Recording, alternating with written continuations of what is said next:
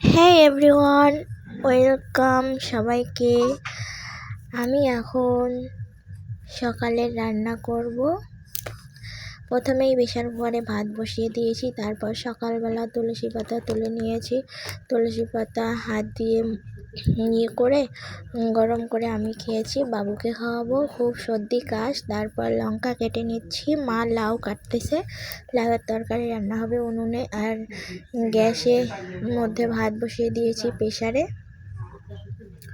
আমি এর মধ্যে লঙ্কাগুলো কাটিয়ে নিলাম। তারপর সাবান দিয়ে হাত ধুয়ে ভাড়াগুলো গুছিয়ে রাখলাম। তারপরে যে উনুনটা ধরাবো, এখন উনুনটা ধরিয়ে কড়াইটা বসিয়ে দেবো। কড়াইটা বসিয়ে দিয়ে যে কড়াইটা আঁকলে নিয়ে এখানে দিয়ে দেবো। প্রথমে দিয়ে দেবো তেল, তারপর লঙ্কাগুলো দিয়ে পাঁচফোড়ন, জিরে পাঁচফোড়ন দিয়ে লাউটা বসিয়ে দেবো। লাউয়ের তরকারিটা হয়ে গেলে আমরা এখন ভাত খাবো। ভাত টাত খেয়ে আজকে আমি একটু যাব বুড়িরহাটে বাজারে খরচা আনতে। আমার ছেলের মুখের ক্রিম শেষ হয়ে গেছে, আর একটা ঘুনি চিরুনি নিয়ে আসবো। আমার ছেলের মাথায় অনেক খুশকি হয়েছে, তো খুশকিগুলো উঠছে না, সেগুলো একটু তেল দিয়ে ঘুনি চিরুনি দিয়ে আস্তে আস্তে তুলে দেবো।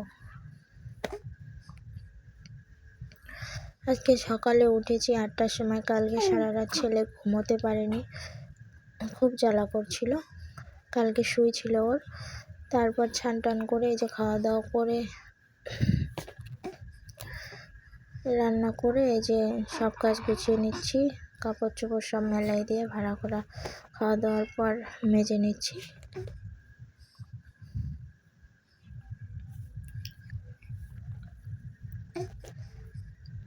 আমাদের এইরকম কলের পার, ভাঙাচোরা কলের পার, কিছু মনে করো না তোমরা, গরিব মানুষ কি আর বলবো। তারপরে যে রান্নাঘরটা গুছিয়ে নিলাম, ঝাড়ু দিয়ে নিলাম।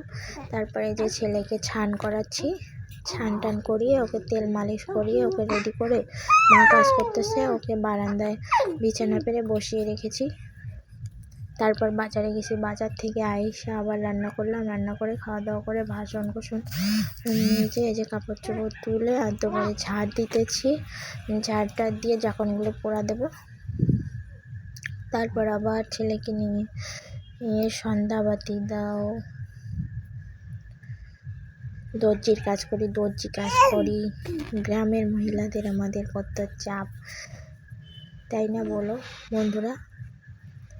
গ্রামের মহিলাদের অনেক কাজ করতে হয়। সামনে দেখতে পাচ্ছ বাবা, এটা আমাদের